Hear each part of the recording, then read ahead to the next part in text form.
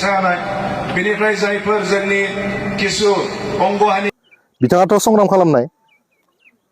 बिथाङा खुलुमबाय रायजोफोर गिबिसिनथाराव फिथांखि ब्लग इउटुब चेनेलनिफ्राय रायजो राजा बयनिसिमबो फुंबिलिनि गोजोननाय बावहरनाय जाबाय जायफ्रा सानफ्रोमबो खौरां खोनासंनो मोजां मोनो नोंथांमोननि थाखायनो आङो माखासे भिडिअफोरखौहाय लानानै फैबावबाय स' रायजोफोर नोंथांमोना गिबियावबो इन्ट्र' नुखाबाय ससे भिडिअ ना दा बे समावहाय जोङो फुल भिडिअआवहाय फैदोसै रायजोफोर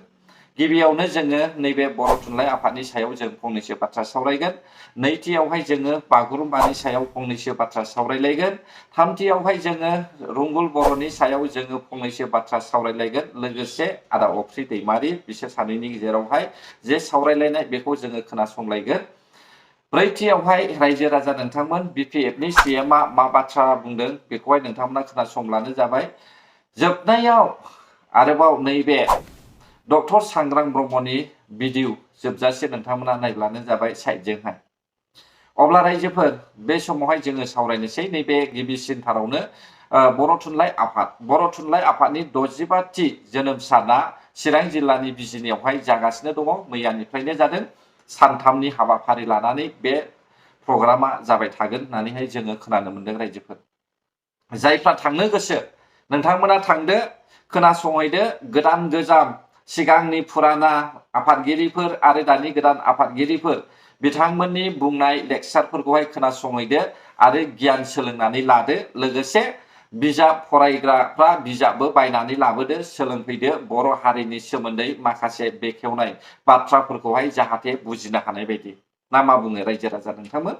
बेथ' गाज्रि नङाना बेयाव थांनाया गाज्रि नङा मोजांनिसो बाथ्रा आरो गियान सोनानैबो लानो हायो बेनिखायनो बेबायदि मिथिङावहाय थांनाया मोजां होननानै आं सानो रायजोफोर बे समावहाय जोङो नैबे बागुरुम्बानि सायाव सावरायगोन रायजोफोर बागुरुम्बानि सायावहाय आसाम लेजिस्लेटिभ एसेम्ब्लिनि मासिगिरिया मा बुंदों नोंथांमोना ससे खोनासं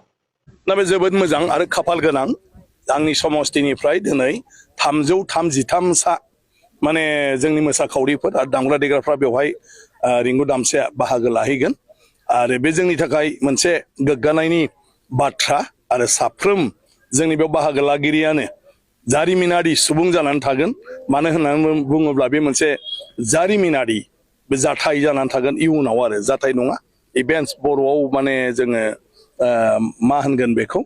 जायखिया मोनसे दिन्थिनाय जानानै थागोन इसादि जानानै थागोन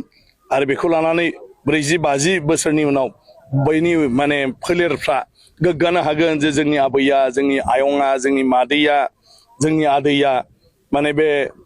10,000 मोसानानै बुहुम नाङै जेरावबो गोसार होनाय बे बागुरुम्बायाव नैबेबो दङमोन होननानै निश्चय बिथाङा जोबोद सापर्ट खालामदों आरो गोजोननायबो मोनदों आरो नोंथांमोना फोरमायनायखौ खोनाखाबाय नाथाय माखासे लिडारफ्रा हयथ' मोजां मोनाखैबो जानो हागौ मानोना बे बागुरुम्बाखौहाय माखासे मानसिफ्रा UPPLनि क्रेडिट होननानैहाय साननो रायजोफोर मिन्थिबाय दा नाथाय बेबायदि नङा बेयो बर' हारिनिसो मोनसे आरोबाव आगानसे बारायनायनि खामानि बेखौहाय जोङो मिथिगौ नाथाय आं सानदों माने UPPLनिसो साननानैहाय BPFनि CM मुरबी हाग्रामा महिलारि बिथाङा बे समावहाय जेबो बुंनाय नङा नामा होननानै आं सानदों रायजोफोर मानोना बे बागुरुम्बा मोसानायखौहाय UPPL पार्टिया सिगांनिफ्रायनो माने बिसोरो थांखि लाबोबाय थाखादोंमोन आरो नै दा सम जाफुंनायनि बाथ्राखामोन बे समाव जानो थांगासिनो दङ 17 अक्ट' खालार खालि आं आसा खालामो बेयो जाफुंथारगोन होननानैहाय बेजोंनो जोंनि बर' हारिनि सारा मुलुगावहाय सिनायजानायाबो आरोबाव जोङो आगानसे बारायबावगोन होननानैहाय आं सानदों रायजोफोर थामथियाव बे समावहाय रायजो राजा नोंथांमोना खोनासंदो UPPL पार्टिनि लाइमोन गांखंनि सासे मावथि रुंगुल बर'आ आदा अख्रिखौ मा बुंदों बिथांनि सोमोन्दै बुंनो गोसो गैया बिथांखौ बिदा हिसाबै जोबोद मानिबोदों बिथाङाबो मोनसे समाव बर' हारिनि जानानै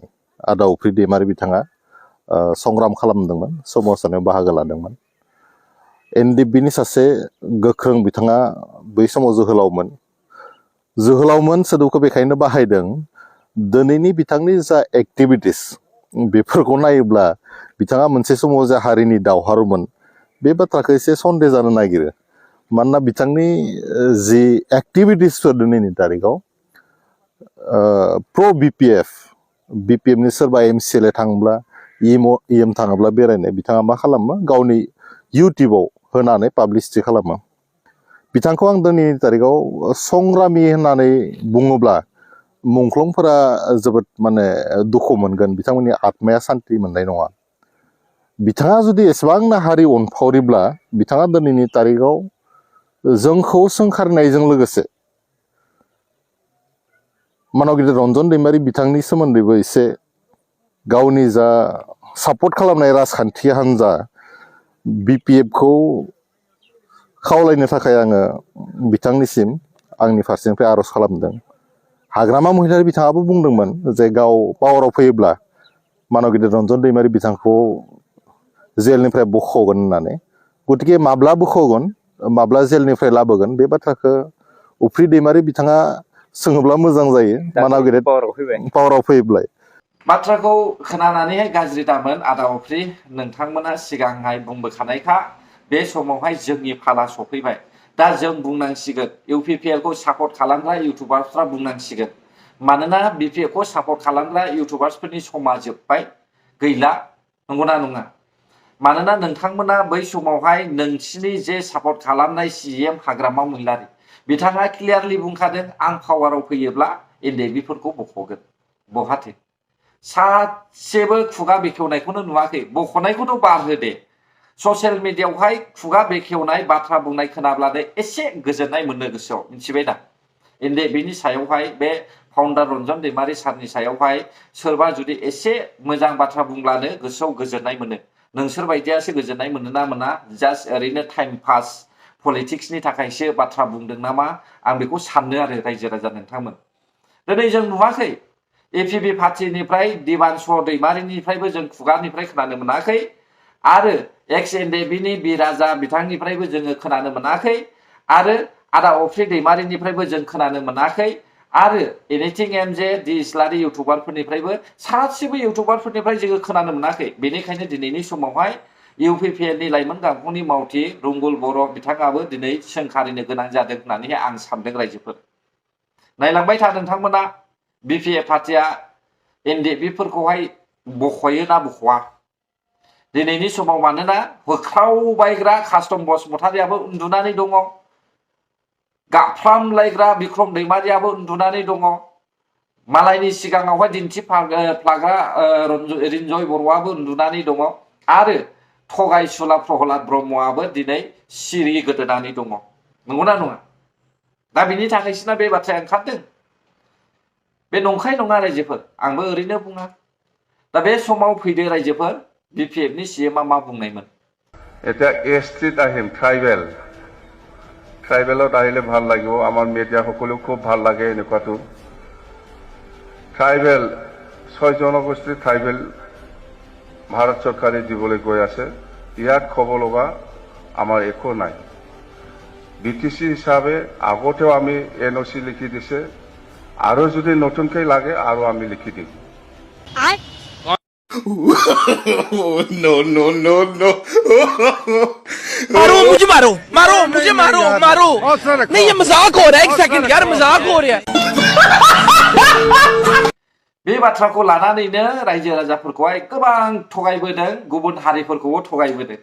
এতিয়া কি পাইছে ST পাইছে নাই হওয়া নাই আৰু ST কেতিয়াও নহব এইটো সকলো জানে মিছা মিছি হাগ্ৰামা মহিলাৰী ঠগাইছিলে না মাটি ফাটা লাগে না নালাগে ST লাগে না নালাগে বা চিৰাং জিলাৰ কিবা মিটিং হোৱা হবাইত ৰাইজৰ মাজত হাতত মাইক্ৰফোন লৈ ফালে মাটি ফাটা লাগে না নালাগে ST লাগে না নালাগে কত ST হৈছে দিবৰ পাৰিছে নহয় ST ৰিজেক্ট হৈছে এতিয়া group of minister doctor Ranoj পেগুৰ হাতত দিছে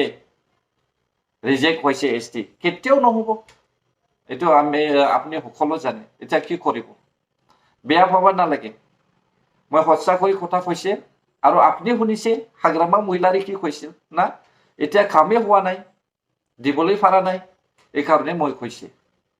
दानिया रायजो राजा नोंथांमोन बे समावहाय मा होनना बुङो डक्टर सांग्रां ब्रह्मनि माखासे भिडिअ आङो नुनो मोन्दों बनसुजों थाफानाय आरो नोंथांमोना ससियेल मिडियायाव नुखादोंबो हो माखासे बनसुफोरजोंहाय थाफानानैहाय दिनैनि समावहाय लेक्सार होबाबायनायबो आं नुनो मोन्दों माबायदि लामाथिं दैदेनलांनो सानदों बेखौसो आं सानदों नोंथांमोना नायग्रोदो भिडिअखौ बे भिडिअखौ नुदों दा बे भिडिअआ गोदान गोजाम आं बेखौ मिथिया नाथाय बे भिडिअआ नंखागौखा बे भिडिअआव बिसोरो लोंदों जादों इन्जय खालामदों माब्ला लोंनायमोन माब्ला जानायमोन मिथिया दा बेफोरबायदि भिडिअ जुदि भाइरेल ओंखारनो अब्ला नोंथांमोना नैबे गाहायनि भिडिअ जे जुवा गेलेनाय बिसोरखौहाय BPF नि मावथिफ्रा मा बुजायगोन आरो जे लोङै जायै आब्लें उब्लें सेंग्राफ्रा देरफुनाय लाइमोन सेंग्रा सिख्लाफ्रा दिनैनि समाव मेलायावहाय इन्जय खालामहैदों बिसोरखौ अब्ला मा बुजायगोन दे रायजो राजा नोंथांमोन आंथ' सानदों डक्टर सांग्रां ब्रह्म एसेबां डक्टर डिग्री लानानैहाय जुदि बेफोरबायदि लोंग्राफोरजोंहाय बेबायदि इन्जय खालामोब्ला अब्ला नोंथांनि साननायाबो आं गनायथाव नङा बै समावबो नोङो रायजो राजाफोरखौहाय गुलाय गुजाय खालामखादों बे समावबो खालामगोन बायदि नुहुरदों आं रायजोफोर नोंथांमोना नोजोर हो मानसिखौहाय मानोना बियो UPPL जों थाफानानैहाय फैसा खरस जानायखाय दिनैनि समावहाय जोबोद टेनसनाव दङ मिथिबाय दा रायजोफोर बे समाव जोबनायाव दै रायजोफोर जोबनायावहाय धोनस्रि ओनसोलनि MCLA सरन बर' बिथाङा मा बुंदों नोंथांमोना खोनासंदो चिफ सार हाग्रामा महिलारि बिथाङा बारे बारे बुंबाय थादों रायजो राजाखौ जिबायदि खोथा होदोंमोन गासैबो खोथाखौ मावगोन एबार सेथि बोसोर हिसाबै जोङो मोनसे एकदम फुल फ्लेजेड फाइनान्सियेल इयार मोनाखै हिसाबै खामानिफोरखौ जोङो आरम्भ खालामगोन किन्तु सम्पूर्ण जायाबो जानो हागौ किन्तु फैगौ 2026-27 निफ्राय एखेबारे जों खोथा होनाय खामानिफोरखौ मावजोबगोन होननानै बिथाङा इतिमध्य रायजोखौ बुंगासिनो दङ मोनबा गेरेन्टि जिबायदि होदों रायजो राजाफोरनो हा हुनि खामानि मावनाय लाइमोनफोरनो 2 लाख थाखा होनानै बिथांमोननि हमस्टाफोरखौ थिक खालामनाय आरो बेनिफ्राय महिला आइजो सेल्फ हेल्प ग्रुपनो फैसा होनाय बेनिफ्राय जोंनि सिनियर सिटिजेनफोरनो फैसा होनाय बेनिफ्राय जायफोर जोंनि किसु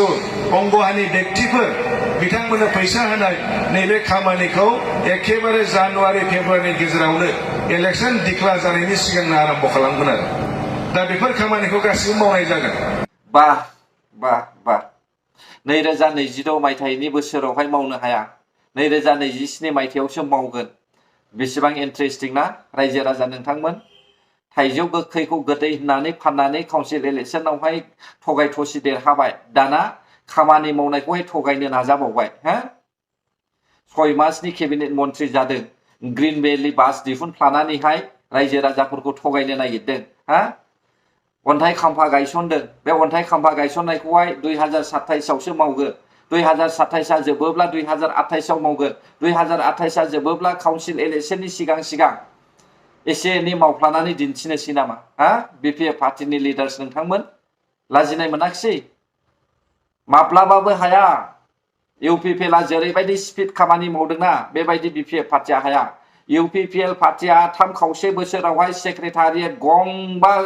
आरो 5 फ्ल'र बिल्डिं बानायदों आरो लोगोसे 40टा अडिटोरियाम बिथांमोना मोनफ्रोमबो BCDC आवहाय बानायदों हाग्रामा महिलारिया माब्लाबा बानायदों 17 बोसोरनिजों रिजायनानै नायोब्ला BPF नि CM नि खामानि मावनाया ओरैबायदि गाहायाव दङ रायजो राजा नोंथांमोन मिथिबाय दा दिनैबो जोङो खोनाबाय आसामनि 6 मासनि केबिनेट मन्थ्रि सरन बर' बिथांनि खुगानिफ्राय 2026 आव हाया 27 आवसो हागोन होनब्ला डक्टर हेमन्त बिश्व शर्माया बर' हारिनि जौगानायखौ हास्थाया दा स्टेट गभर्नमेन्टनिफ्रायनो फैसाया फैयैनि खारनावनो UPPL पार्टिया BJP पार्टिखौ एंगारदोंमोन नाथाय जोंनि बर'नि माखासे रायजो राजाफ्रा आदुवा टाइपनि मानसि नालाय नंगौना नङा फैसा बिबान होसोग्रा बेखायनो खांग्रांजोबदों रायजो राजा नोंथांमोन नायनोसै अब्ला फैबाय थानाय इलेक्शनाव मा खालामबावगोना गोजोन्थों अब्ला जायफ्रा आंनि भिडिअखौ जोबजासे नायबाय बर' हारि जै जाथों